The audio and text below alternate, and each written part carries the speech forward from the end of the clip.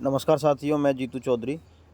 ये आप जो सामने देख रहे हैं ये हमारे सौंक कस्बा का खाद गोदाम है और इसकी हालत आप देख रहे हैं किस तरीके से ये इन्होंने जो भी यहाँ के पदाधिकारी हैं या फिर जो भी यहाँ के कर्मचारी हैं उन्होंने किस तरीके से इसको रख रखा है। कितनी जर्जर हालत हो रखी है इसकी।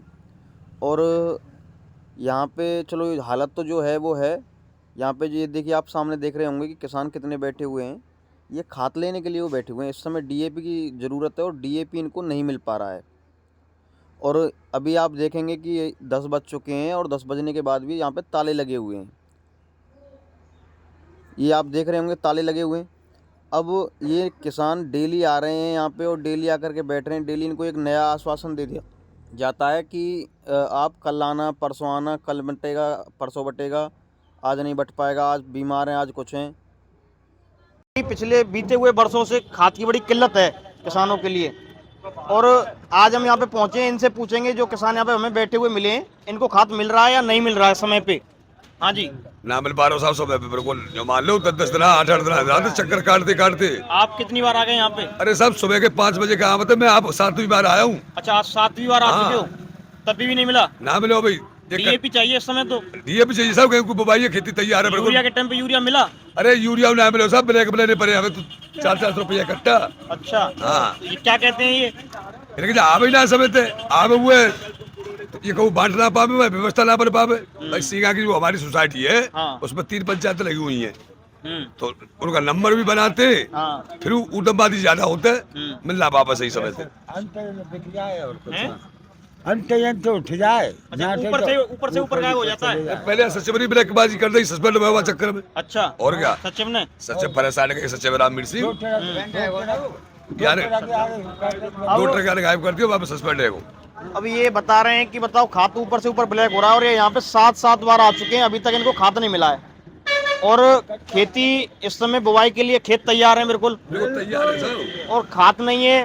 और पहले शायद बीज भी मिलता था यहाँ से। पहले बीज मिलता, बीज की कोई व्यवस्था ही ना कैसे खादू तो मिल जाए कैसे शासन में। खाद ही ना मिल रहा, घास पूरे में आग देते थे मेन डोर पर जैसे। अच्छा, खरपतवार करती है वहां आग देते तो पराली के बहाने थे, कभी एसडीएम, कभी तहसीलदार, कभी लेखपाल। अभी ना तो कोई एसडीएम आ रहा है यहाँ पे, ये आदमी 7-8 दिन से आ रहे हैं। ना एसडीएम आ रहा, ना कोई पटवारी आ रहा, ना कोई लेखपाल आ रहा, ना तहसीलदार आ रहा कि भाई यहाँ पे किसी को खाद मिल जाए। अब बताइए, खाद की यहाँ पे सबसे बड़ी किल्लत है। खाद नहीं है तो फिर बुवाई कैसे होगी?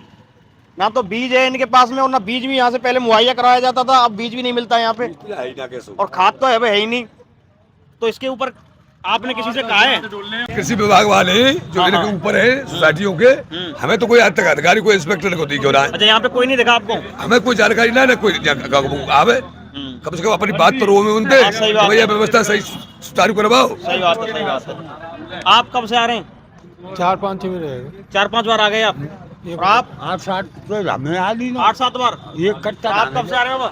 कई बार आ गए हम। अरे 20-20 दिन आएंगे मैं संगे यहाँ पे। 20-20 दिन हो गए अलग अलग गाँवों के में खासे हुए महाराज से ये भी संगे यहाँ पे। भाई इतनी बड़ी परेशानी है और यहाँ पे शायद 500-600 किसान हैं ये, जो इस समय हमने आपने अंदर भी देखे होंगे, अंदर बैठे हुए हैं किसान कुछ, और ये बाहर खड़े हैं।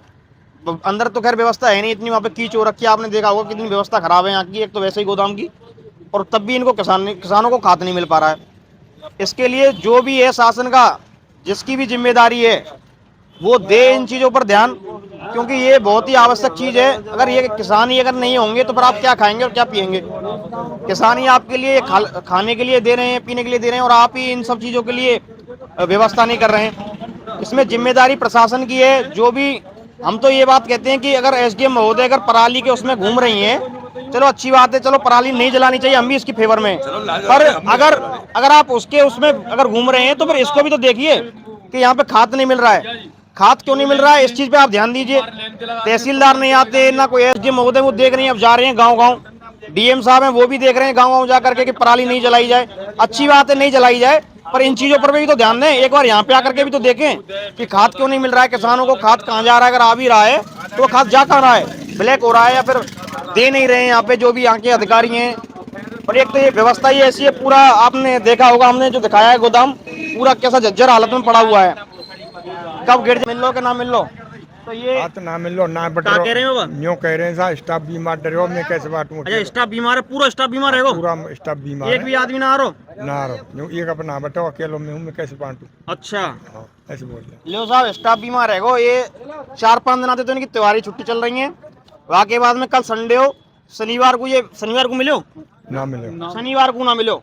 अब बताओ ये फसल बिल्कुल बुवाई के टाइम पे और यहाँ टाइम पे ये कह रहे हैं हम बीमार पड़े हैं। अभी तक 10 बज चुके हैं, अभी तक गोदाम खुले ही ना है। और ये किसान यहाँ पे कम से कम 100-200-500 आदमी की भीड़ बैठी है। अब ये 100-200-500 आदमी मतलब पागल बना रहे हैं, ये बढ़िया बात थोड़ी है इनकी। तो यहाँ पे जो भी है एसडीएम महोदय एक्शन लें, डीएम महोदय एक्शन लें, जो भी है तहसीलदार एक्शन लें जल्दी से जल्दी।